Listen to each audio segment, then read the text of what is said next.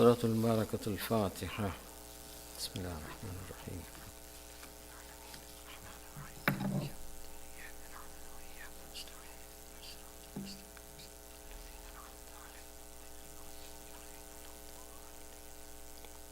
أعوذ بالله من الشيطان اللعين الرجيم.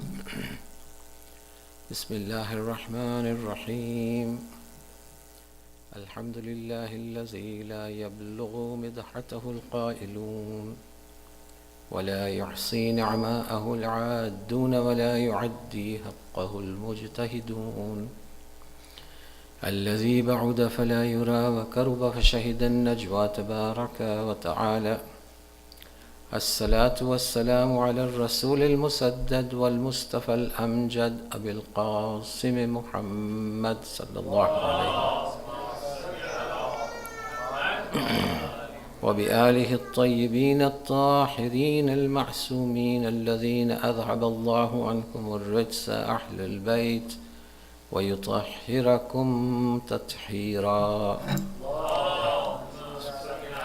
محمد. أما بعد، فقد قال الله تعالى في محكم كتابه الكريم وهو أصدق القائلين: بسم الله الرحمن الرحيم. ألم نشرح لك صدرك ووضعنا عنك وزرك الذي أنقض ظهرك ورفعنا لك ذكرك فإن مع العسر يسرا إن مع العسر يسرا فإذا فرغت فانصب وإلى ربك فارغب. صلوات على محمد وآل محمد.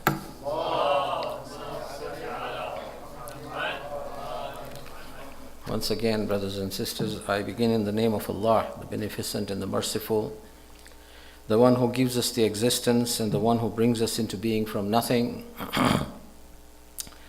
the one who gives us the strength and the intellect and takes us to our destination. On that note, I humbly say, Assalamu alaikum jami'an wa rahmatullahi wa barakatuh.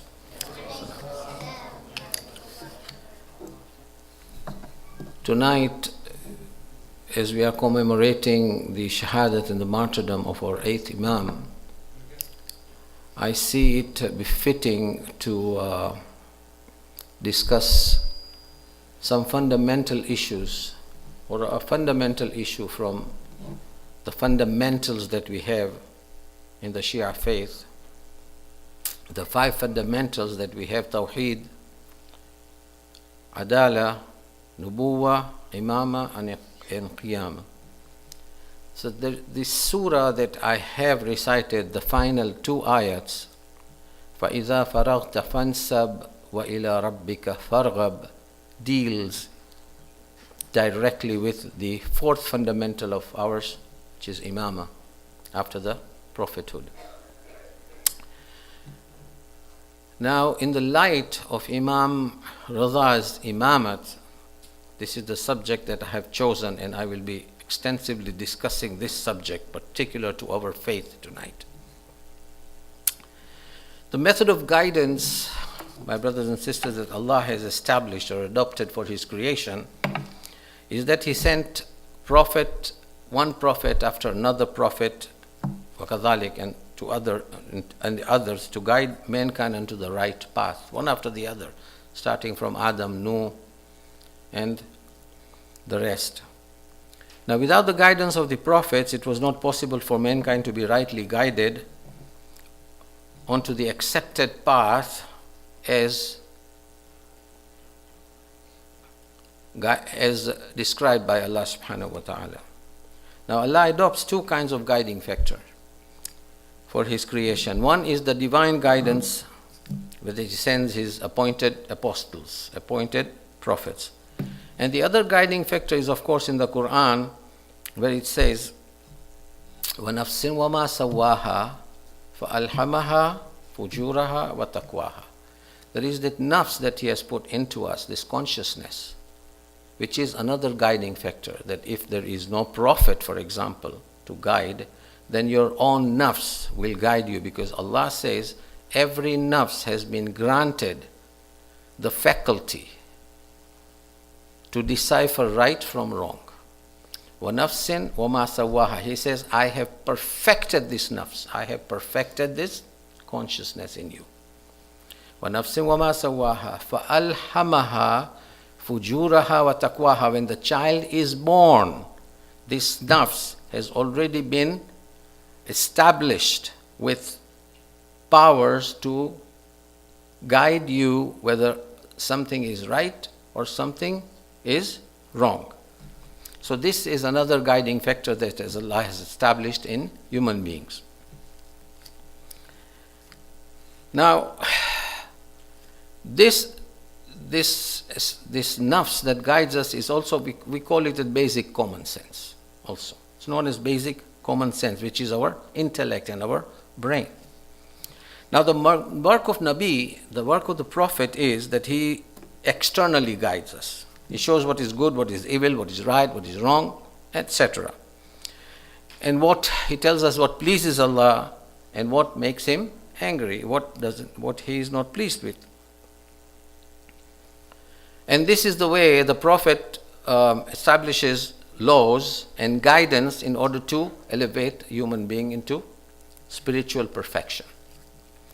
By sending one prophet after another for the guidance of mankind, it reaches a stage where Nabi Musa alayhi salam came, and from Nabi Musa to our prophet, and then slowly and steadily, you see, Nabi Musa came with Jews. There's so much similarity between us and the Jews. They have an elaborate system of laws and jurisprudence as we have. In their book, Torah and the Talmud and the Psalms and all that, they've got those laws that we have the laws in Quran and that have been expounded by our. The way Sharia of Islam has developed, of course, the Jews have got the same type of Sharia from their book. Same thing, what to eat, what not to eat, what is right, what is wrong, what to do, what not to do, وَكَذَلِكَ. But the difference is in commands only. But an elaborate system of jurisprudence is established, is there with the Jews as well, with Yahud. And it was given to Nabi Musa. This jurisprudence was given to Nabi Musa because Tawrat is not only a book of history, but similar to Quran and Majid, it is a book of guidance as well as commands of Allah subhanahu wa ta'ala. When Nabi Isa came, it was modified for that time. When he was given the book Injil, this book, Tawrat, was modified at that time, according to the circumstances. And between Nabi Isa and our Prophet, there is about a factor of 500 to 550 years, the difference of Muhammad Mustafa sallallahu alayhi wa alihi wasallam. And the coming of our Prophet came the perfection of religion. See? Now, after this Prophet, there is no more Prophet coming. So the perfection of religion is established with the coming of our Prophet. So Allah perfected all the laws and all the laws of jurisprudence, guidance, etc., by the Prophet through Quran. And this was presented to us, to the mankind, in the form of Islam. As we call it, Islam, a form of life, a form of a code of conduct. And from day one, when the Prophet announced his prophethood, Yawm Ba'athat, on the 27th of Rajab, when Quran says, Ma kuntu bid'an min ar-rusul. Quran says, the Prophet announced that I am not a new prophet. I am not a new prophet. I am a messenger, not with a new religion or a new thing or a new idea. Musaddikun lit-Tawrati wal-Injil. I have been sent to perfect Tawrat and Injil. The corruption that has occurred between these 500 years, I have come to put it right. Allah has sent me to put it right. And with this one, there will be no more prophets coming, and this is the perfection of that religion that started with Nabi Adam alayhi salam. So to remove that corruption and interpolation that had crept in after Nabi Isa alayhi salam from day one. Now, the cardinal question here is, you see, Imam al-Ridha is a very interesting Imam, very interesting. If you read history, you will find books and books even online, you see, about Imam Ridha. Very interesting factors, forms of history. his intellect, his knowledge, and etc. Now 23 years Prophet, he preached. After 23 years, Prophet passes away. 23 years of his efforts of propagating Islam. And then we say, now what?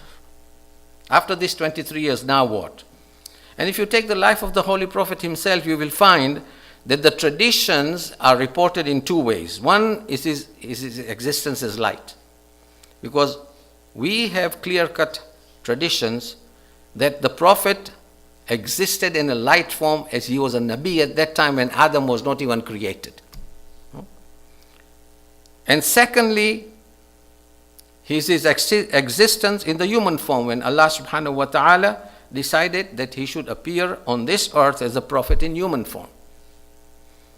Now when he was in that place or that space where Adam was not even created, our Prophet is reported to have said, "Kuntu nabiyyan wa Adama bayna al-ma'i wat-tin."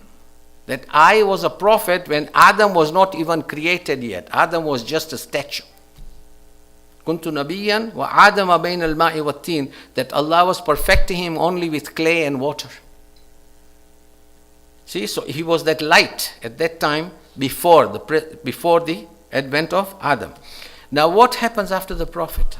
You see this ayah in Surah Al-Nashr, Alam Nashrah. It's a cardinal surah as far as our faith is concerned. Now our Prophet came and announced that it has been acknowledged by all Muslims except one, of course, the sect that who do not agree in the finality of the prophethood as such, who are known as Qadianis or Ahmadiyas. But there is a unanimous consensus by all the Muslims except one, it's agreed that there is no prophet after Muhammad Mustafa sallallahu alayhi wa alihi. Now, a very interesting factor, when Abu Bakr was dying, the first Khalifa, these are very interesting parts of history.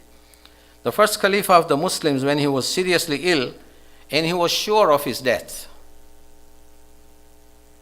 his daughter Aisha comes into the room, into the chamber where he is on the deathbed, comes to the room and says, "Father," as if warning him that, "Father, do not die without appointing someone." See, this has been written by Ibn Hajar al-Makki in his book. It's not our book. It's the Muslim books.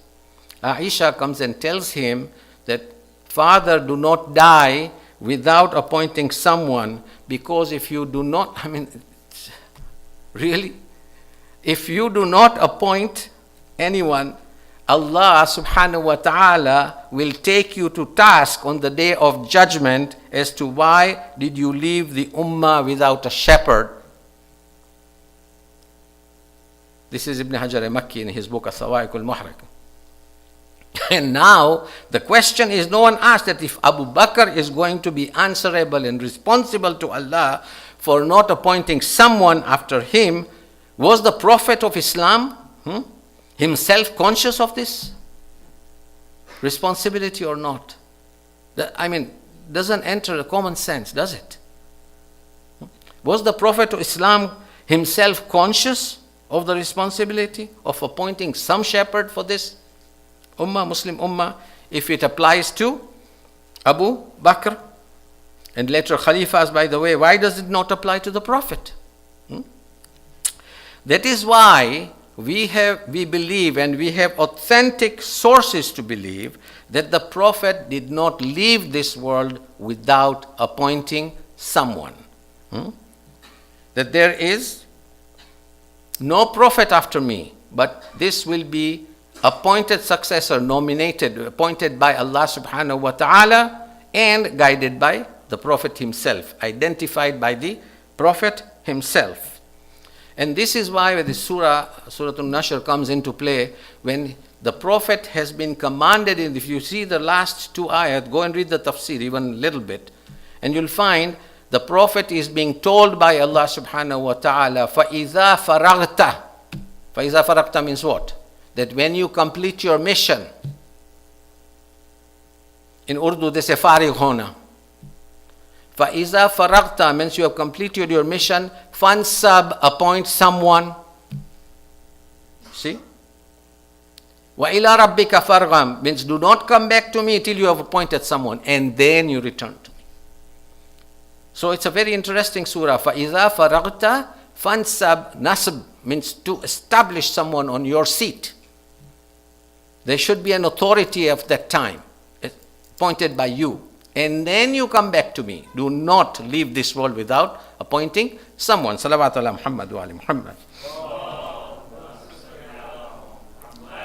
And this is why the Prophet, there's so many instances, this is in the Muslim books as well, that always the Prophet used to tell, Ya Ali, anta minni bimanzilati Haruna min Musa illa annahu la nabiyya ba'di.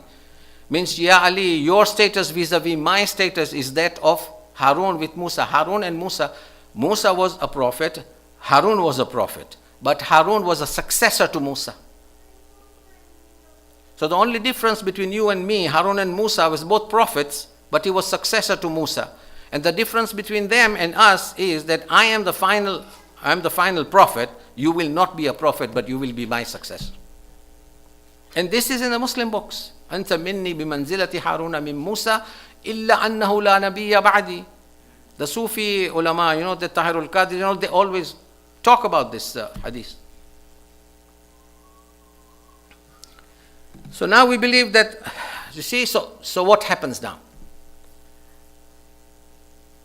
Giving an example, for example, 100 donkeys or 200 donkeys, if they assemble and they appoint one donkey as their leader, that donkey become a horse, so to speak, hypothetically. 200 donkeys, if they appoint one donkey as their leader, that donkey does not become a horse. And likewise, if 100 or 200 blind people appoint one blind man as their leader, does that blind man automatically start looking or seeing, gains eyesight? He doesn't. You see, it doesn't make sense.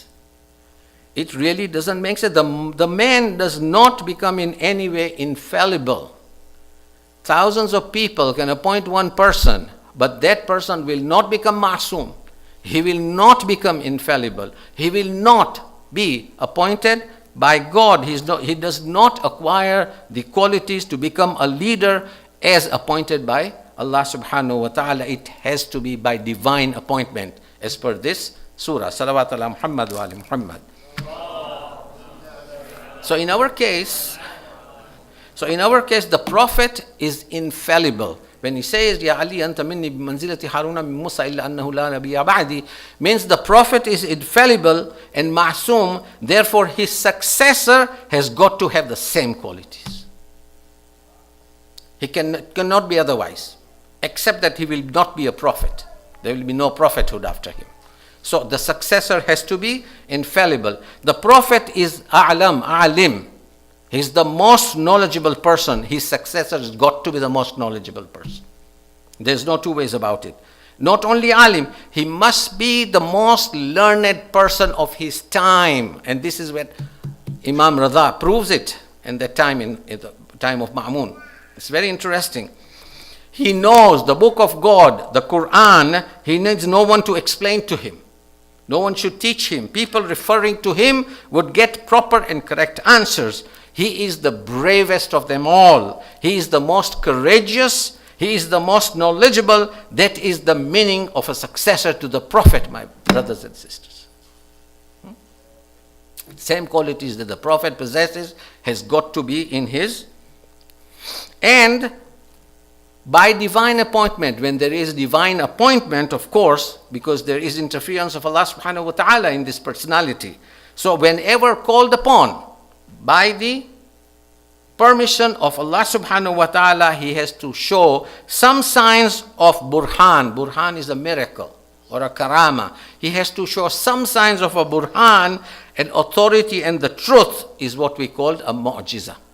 He's blessed with this power as well by Allah subhanahu wa ta'ala.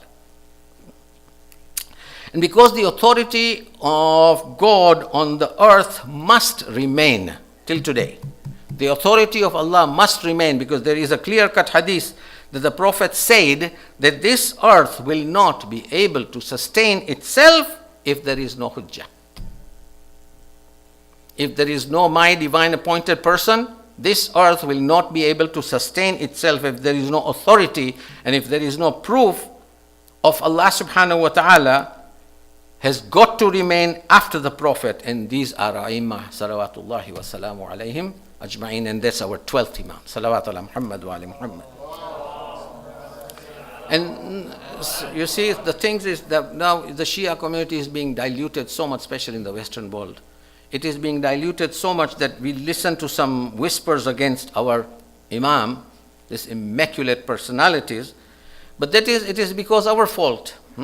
It may be because of our fault, because in our children we are not trying to instill that faith of Imamah that is required, even in the madrasas. We do not impress upon this fourth commandment of our fundamental rights, that we have not been able to introduce them maybe properly in our gatherings, our Imams, properly. Otherwise, the whole Islamic world, irrespective of sectarian differences, is unanimous upon one thing, whole Islamic world, that the Imams of Banu Hashim, these 12 Imams, the descendants of Fatima and Ali, were the purest Imams that Islam has ever produced. It's unanimous.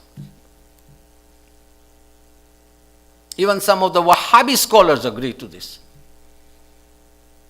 They are the purest form of human beings that Allah has ever produced. And this is the reason why a very famous historian, a Sunni historian, Sibt ibn Jawzi, in his book Tazkiratul Khawas, he writes about Aimma Ithnashar, 12 Imams. He's a Sunni. About them, about their immaculate personalities. Mas'udi, another scholar whose leanings are not known. Some say Shia, some say he's a Sunni. But we know him as a very authentic scholar, and he writes in his book Isbatul Wasiyya about the Aimma. In every chapter he writes that here is the Imam of the household of Banu Hashim, pure and immaculate. Pure and immaculate. When I was a child, I have to relate these incidents. When I was a child, when Zanzibar was under British protectorate, before the revolution in 1964, even after that, sometimes, I used to hear this on the radio. There used to come a Islamic program on the radio. Zanzibar was basically Muslim-dominated area, so lots of Islamic scholars used to come on the radio, and we used to hear them. There was this special scholar who was from the Shafi'i sect. And he used to give out the excellent Shafi'i. His name was Saleh Al-Farsi, Sheikh Saleh Al-Farsi. I still remember that old man. And every day he used to give out and expound of how immaculate and pure the Aimma Ithnashar is. I had heard till the 8th Imam, Imam al-Rida salawatullahi wa salamu alayhi, on Ida of Zanzibar, a Sunni scholar talking about our 8th Imam. And this is what it is, that today when we discuss the 8th Imam and we remember our 8th Imam, Ridha, he is that one unique personality who's immersed in knowledge. I'm just taking one part, knowledge. Forget about the rest. And he was forced to come to Marv or to Khurasan by Ma'mun. You see, all the Imams that lived at the time of this Banu Umayyah and Banu Abbas and Banu Umayyah were always scared of them, that they would bring about a revolution, so they wanted to keep them under control. They wanted to keep them under. Imam Musa ibn Ja'far, his father, stayed 14 years in Harun's jail, in prison. If you go to Baghdad, sometimes go and see that jail. A person cannot even stand in that dungeon. I mean, a person has got to lie down all the time. 14 years in this kind of condition that Imam Musa ibn Ja'far stayed. I don't know how many of you have been there, but next time that you go for ziyarah, tell them to take you to the dungeons where Musa ibn Ja'far was imprisoned. And if you see, you will cry, because there is not enough height for a human being to stand. Hardly you can sit. Hardly. That's how the dungeons were. And he spent 14 years of his life in these type of dungeons and prisons. Now Ma'mun, because of the popularity of the 8th Imam at that time, Ma'mun could not imprison him. So what he did, he devised a plan, a conspiracy. He called him by force to Khurasan and appointed him, said, you will be my crown prince. And Imam says, I do not want to be your crown prince. I'm not interested. He imposed it upon him. So Imam had to accept because it was by force. But he says, Imam put a condition that I will not be responsible for any judgment. I will not give out any judgments. So he said, fine, but you will be my crown prince. It was a farce to present to the public that I have got my crown prince, member of one of the Banu Hashim family, member, a son of Fatima Zahra, salamullahi alayha. His plan and conspiracy, the hypocrite that he was, he always used to plan how to humiliate the Imam. You see, all these debates and the scholastic and intellectual debates that have happened in his time, they are very good for us because we know what the Imam did. But the whole plan of Ma'mun was that to organize this type of debate so that he can humiliate the Imam when he says, oh, I don't know this answer to this thing. And then he would tell his followers that, you see, this is the type of Imam that you have who has no idea what he's talking about. See? And in one of those instances, and he was very clever, one of those instances he invites from all over the Arabian world, not only from the Muslim sects, but from other religions as well. When you read that book, I was reading that book and I was just amazed. He says he invited people from the Jewish, Zoroastrian, the Parsis, Christians, Hindus, all of them to the court. And he had ordered everyone in his court to keep quiet and not to tell the Imam that this is going to happen. A debate is going to happen, or there's a conference that's going to happen. He wanted to get him by surprise. You see, the whole idea was that Imam should not prepare himself for this type of scholastical debates. So, when invited, the court was full at that time, and he sent his special servant to summon the Imam. And he says, go and call the Imam. Now, the person was going, who was a young person, he was a follower of Aimma Itnashar. He was a Shia.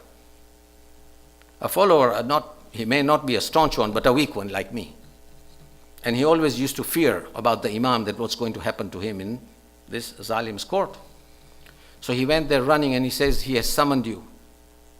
And he looked very worried. So Imam says, why are you worried? I have been summoned.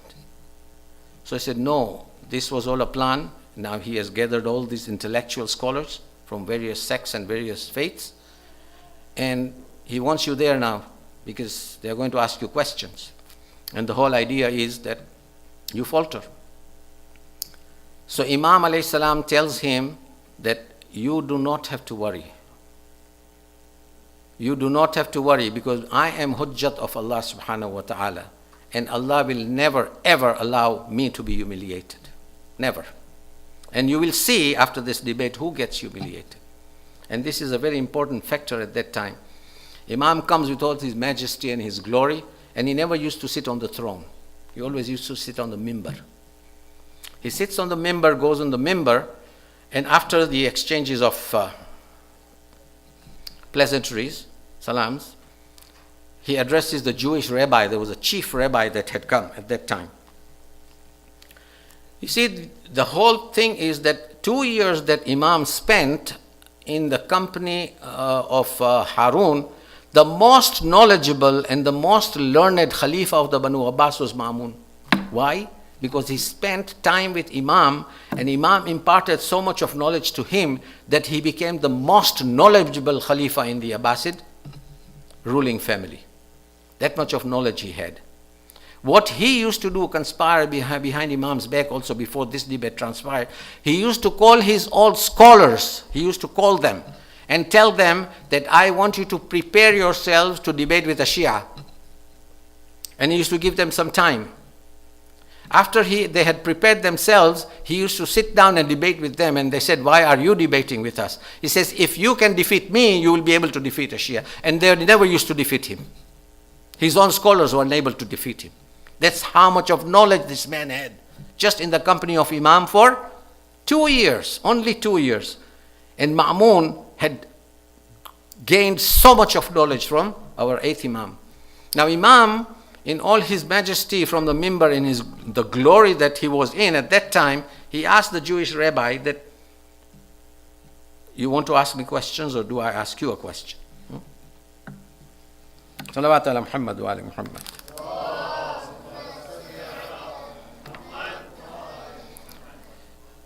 Ya Allah. Salawat ala Muhammad wa ala Muhammad.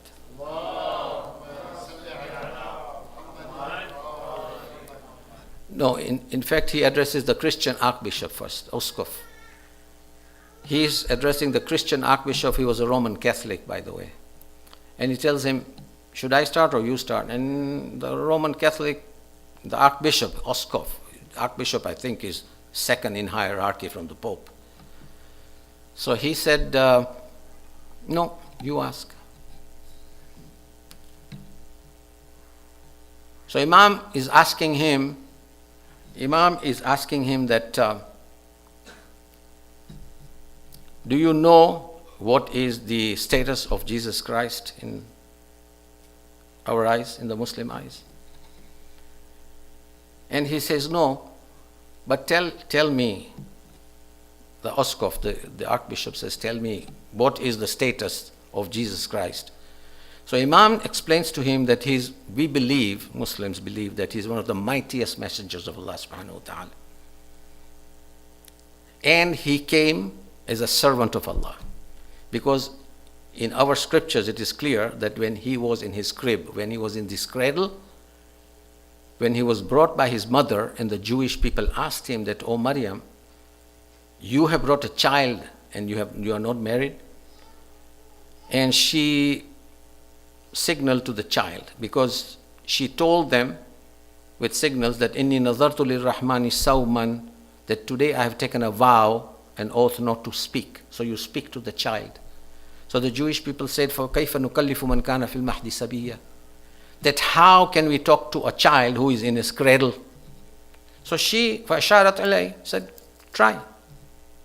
And immediately as they looked at the child, there were Jewish scholars there, Nabi Isa in his cradle, few days old, he spoke. The Inni Abdullah, Atani al-Kitab wa ja'alani nabiyya, that I am a servant of Allah. Allah has given me a book, wa ja'alani nabiyya, and He has anointed me. He has appointed me as a prophet of mercy unto the mankind. So he explained, Imam explained to the then Imam knew that, of course, they profess the doctrine of monotheism. But in fact, that it's an interpolated system of monotheism that they have, because they believe in the Trinity. God the Father, God the Son, and the Holy Ghost. 3 into 1 and 1 into 3. See? The Son, the Father, and of course the Holy Ghost.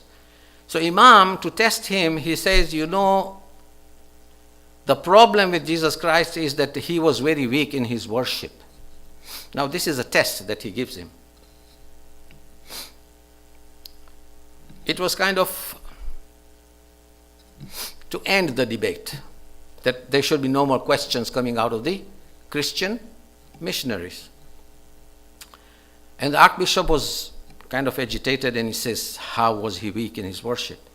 He said, because I find that he was not too particular about his prayers or his fasting.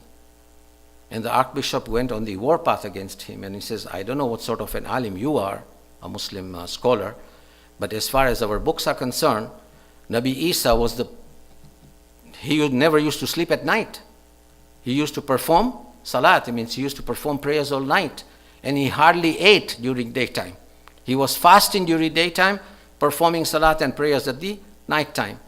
So Imam asks him that, so you agree. So what is this prayers and fasting that he does? What is it known as? So he said, this is an ibadah. His ibadah is praying to Allah subhanahu wa ta'ala, it's to God. So now he says, now you agree that he was a servant of God, because if he was God, then he is beyond fasting and he is beyond prayers, whom he has to pray to. If he is God, he is devoid of that. So he is a servant of God as we believe. So you have no right to call him God or son of God, because God is devoid of any worship. We worship God. So if he was fasting and if he was praying at night as per your scriptures and as per your evidence right now, then it proves that he is the servant of God and he is not God anymore. So there was this silence. And then Imam says, now you want to ask me anything else?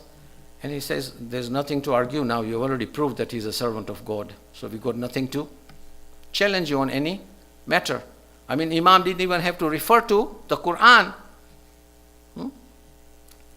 Then he addresses the Jewish rabbi, the chief rabbi, and he says, you want to ask me any questions? Salawat ala Muhammad wa ali Muhammad.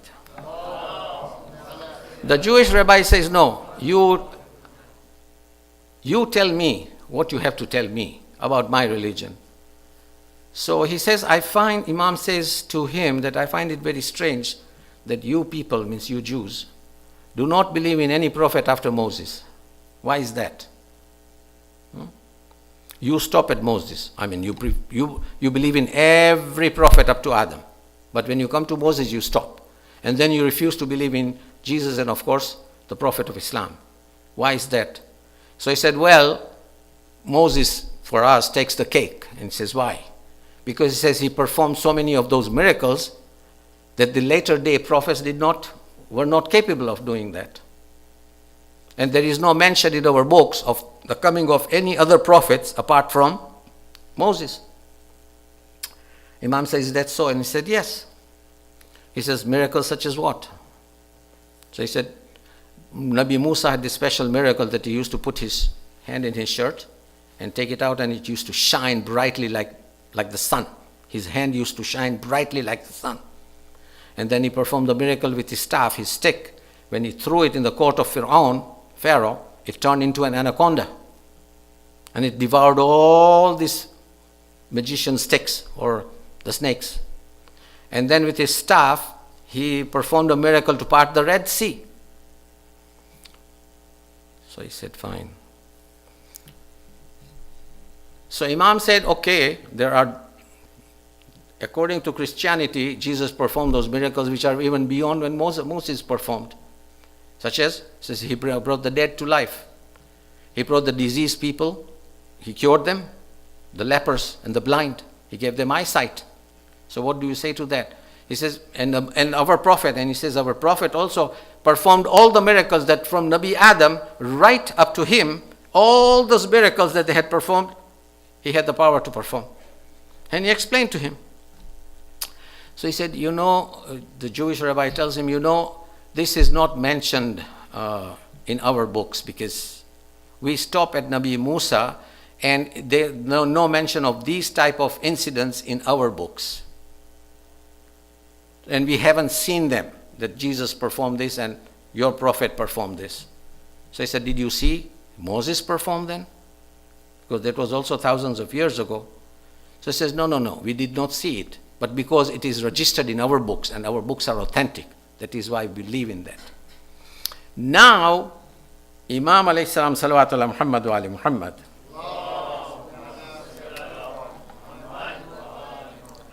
that I will give you references from your own book, from your own. When I was reading this in Arabic, the script in Arabic, I was very intrigued, kind of. So I went on google.com and I went onto a site called gospel.com/Arabic. And when the author who has written about this, Sheikh Tusi, who has written about this particular debate, he has given out the script of what Imam read out from the Torah, the ayats, but in Arabic, translated in Arabic. And I checked it out on google.com, this gospel, whether these ayats, because you see, Injil, this Bible, Torah, the Old Testament, the New Testament, have gone through so many editions, and there have been so many additions and subtractions that we really don't know the original Bible where it is today. Things have been taken out, interpolated, added in. So many changes have happened over the centuries with these books. Because see, the whole Bible is consistent of Torah, Psalms, and Injil itself, 3 into 1. The Psalms of David, Torah, and of course, the Bible itself, the Talmud. So these 3 compile of one whole book, which is known as the Bible. Now, Torah and Talmud, these are the Old and New Testaments. and they have gone through so many changes.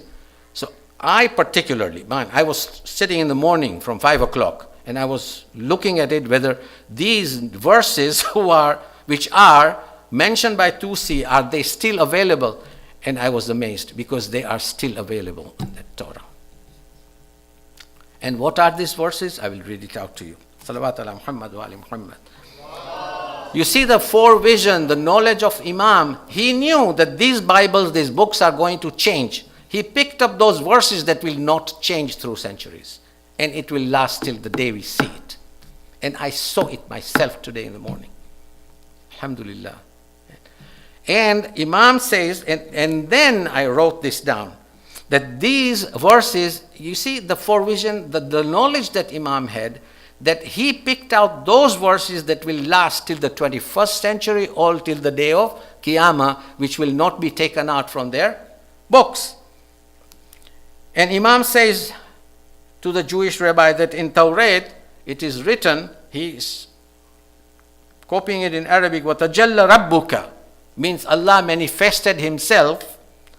Manifested means not in person. Manifested means he gave his first revelation.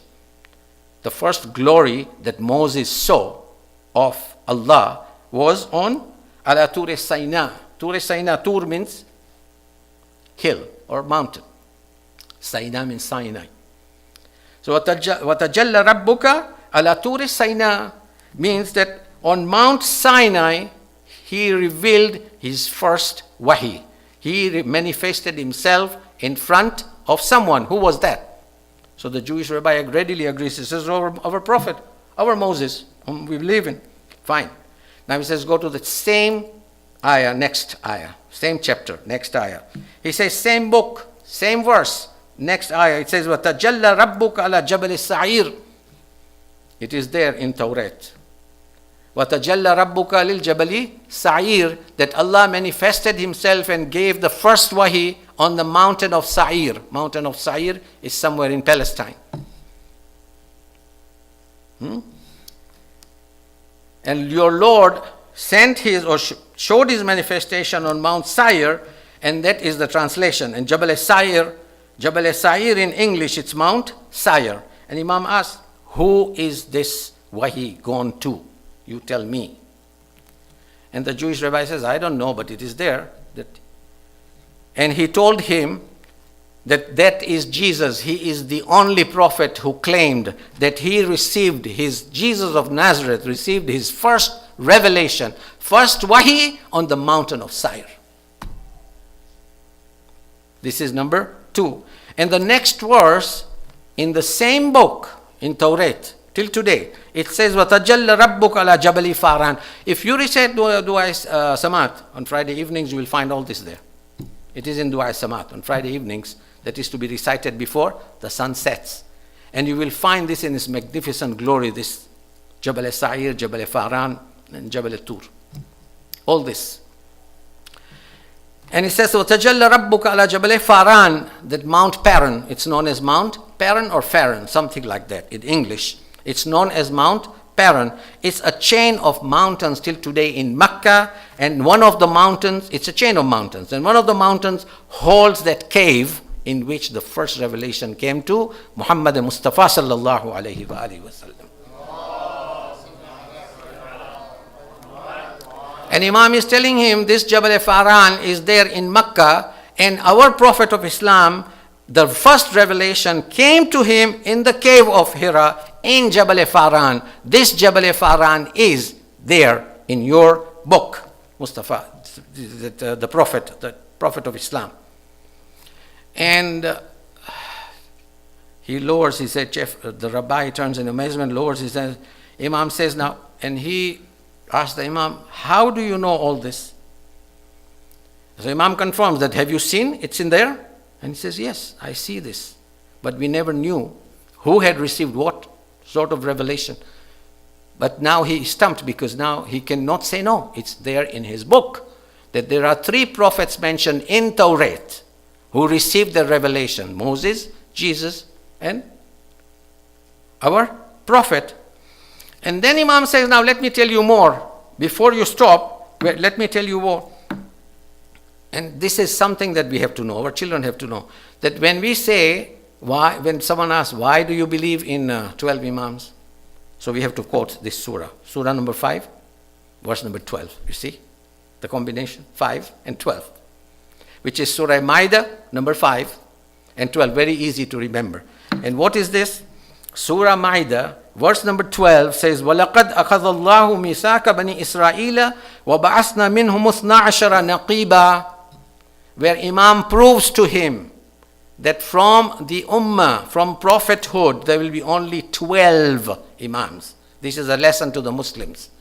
And this is where he says, Allah says, and we gave 12 chieftains, 12 leaders to Bani Israel. And our Prophet says, Ya Ali anta minni bimanzilati Haruna min Musa illa annahu la nabiyya ba'di. He tells Ali that I am like Musa and you are like Harun. And my ummah, after that, he says in Arabic, my ummah will be like of Nabi Musa, just like Musa, which will have 12 successors. 5 and 12. Surah number 5, Maida, verse number 12.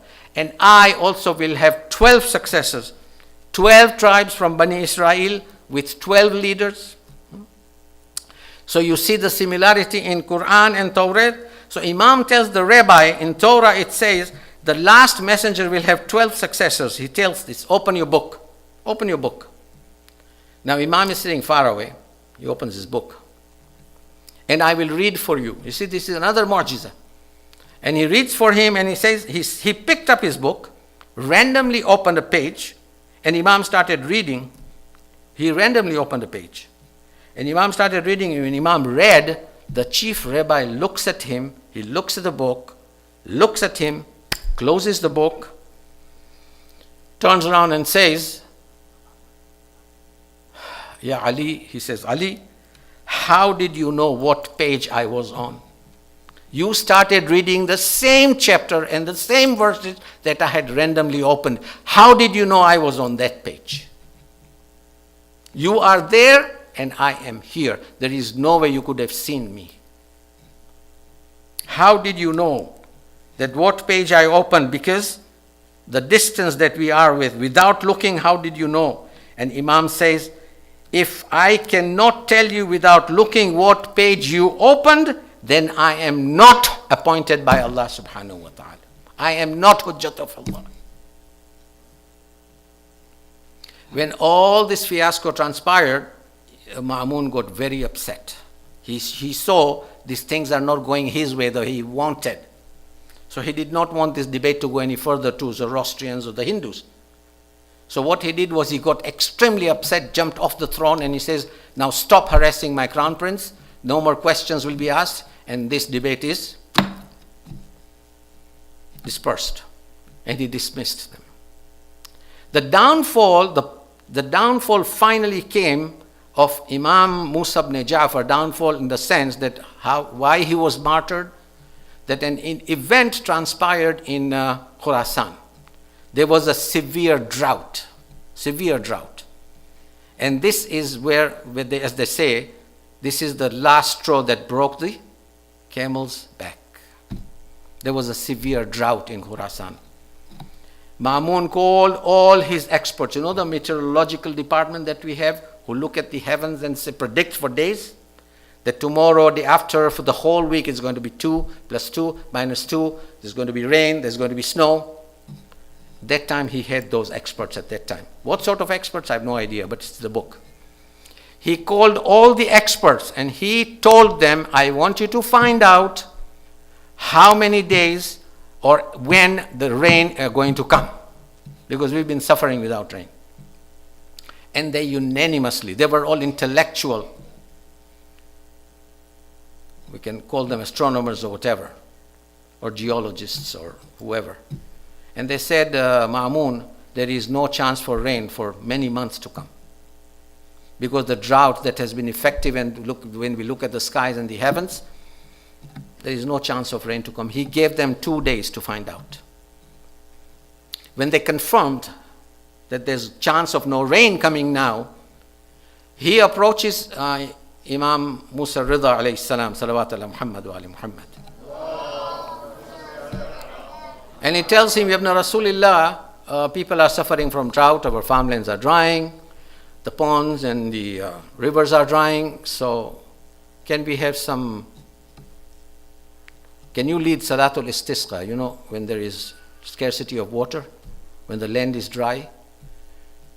Muslims perform this Salatul Istisqa and it's supposed to be done in the open ground. It's a mustahab salah, but it can be prayed with jama'ah, where we pray for rain. This has happened so many times in Dubai when I was living there as well. They used to go and pray for salat, for rain, some rain to come. And Mulla replied that, see Ma'mun, when this type of situation transpired during the time of my Jad, my Prophet, he used to fast for 3 days before he performed this salah. Invoking Allah subhanahu wa ta'ala's pleasure for 3 days, he used to fast, pray, and then invoke Allah to send some rains. So he said, fine. In fact, he was very happy. He said, gives 3 more days time to consult his experts to make sure that no rains are coming. After 3 days, Ma'mun approaches him that let's go now, perform Salatul Istisqa. Imam has fasted already. And here he comes into the Maidan, in the open space. People are following him by the throngs because it has been announced in the city of Khurasan that Ali ibn Musa al-Ridha is going to perform Salatul Istisqa for rain. And Imam and Ma'mun in his heart, he knows. He's kind of, yep, let's go check it out. You know, the attitude that nothing's going to transpire about this. And Imam performs Salatul Istisqa at that time. After he raised his hands for rain, he finished the salah and he turned around to address the people. He gave a small khutbah. Immediately as the khutbah started, the clouds started gathering and lightning started. And people started dispersing. And he told the people, do not disperse, do not run. See the knowledge of Imam, the Hujjat. He said, these clouds are not for this city, not for where you are. This cloud will go to that city and rain. The next set of clouds that came in said, these clouds will go to that city, that area and rain. He said, I will warn you when the clouds that are supposed to rain here in Khurasan, I will let you know. And sure enough, after a few minutes, those clouds gathered, droplets of water started falling, and Imam said, now go to your houses, rain in abundance will come. Salawat ala Muhammad wa ali. And this was the final thing that he could not take it. Ma'mun could not take this. And he decided to get rid of him. That is why Imam Ridha is known as Gharibul Ghuraba. You know what is Gharibul Ghuraba? Gharibul Ghuraba, it is not that Gharib of Urdu. Urdu Gharib means Bikari, Fakir. No. Poor. No. In Arabic means one who is far away from his land. He has no family there. He is totally a stranger in an unknown land. He is known as Gharibul Ghuraba. If you analyze in Jannatul Baqi today, we have 4 Imams and they are together. In Masjidun Nabawi, it is said the Prophet is buried there, but possibly Bibi Fatima is also buried in the same room that she used to live in Masjidun Nabawi. So Bibi Fatima is there with the Prophet. Imam Ali in Najaf has got on one side Nabi Adam and one Nabi Nuh. With Imam Hussein, of course, there is his son Ali al-Akbar, his brother Ali Abbas ibn Ali, and of course the 72 martyrs. What Imam Musa ibn Ja'far, there is the 9th Imam buried in Kadhmain. Imam Ali al-Naki alayhi salam in Al-Askar, in Thamarra. Imam Hassan al-Askari, Imam Ali al-Naki and Imam Hassan al-Askari are buried together. All Imams are buried nearby the Imams. This is the only Gharibul Ghuraba, that's twice Gharibul Ghuraba, that he is far away from his family, far away from his home, far away from his homeland, and he is buried all alone by himself in Mashhad. This is the tragedy that has transpired with Imam in Mashhad. And we present our profound condolences to our Prophet and to Bibi Fatima Zahra salamullahi alayha and Imam Zamana on this martyrdom of Imam Ridha alayhi salam. And when Imam was summoned to the court of Ma'mun, Abbas Salt was his closest companion. Imam knew what was going to happen, and he tells Abbas Salt, I am going. He is going to poison me. He's got poisoned grapes ready. He's going to force me to eat those grapes. When I come back with a cloth covering my head, don't talk to me. Just allow me to go into my chamber. If I don't have a cloth covering my head, then you may talk to me. And sure enough, when he came back, Imam's head was down, his head was covered, and he immediately went into his chamber and closed the door. And he had made wasiyah to Abbas Salt that you will find that only an Imam can give funeral rites to another Imam. No one else can touch his body. So you will find that my son from Medina will come, and he will attend to my funeral rites and my Salatul Janaza, my Salatul Mayyat. And sure enough, when he was there, he saw a young man, a young child appear in a closed room, and he asked him, who are you? I've closed the door and you entered. He says, Abbas Salt, don't worry. That Allah subhanahu wa ta'ala who made me reach from Medina to here also made me enter this chamber. Where is my father? And he escorted him into the chamber. After some time he came out and he told Abbas Salt, Ya Abbas Salt, your Imam is now ready for burial. I have performed his janazah, and when they take his body, make sure that you will find a grave ready in Khurasan where he is buried now. Do not allow Ma'mun to bury him anywhere else, because Ma'mun will try to bury him nearby his father. And Imam does not wish to be buried near his father. And this is how Imam Ali ibn Musa al-Ridha was buried there. But we salute our third Imam Hussein alayhi salam, that when he was killed, when he was martyred, Imam Zainul Abidin, on the 11th day of Karbala, when he was leaving, he saw his body of his father on the burning sand of Karbala. Ala wa la'natullahi ala al-qawmi al-zalimin. سيعلم الذين ظلموا على محمد ينقلبون.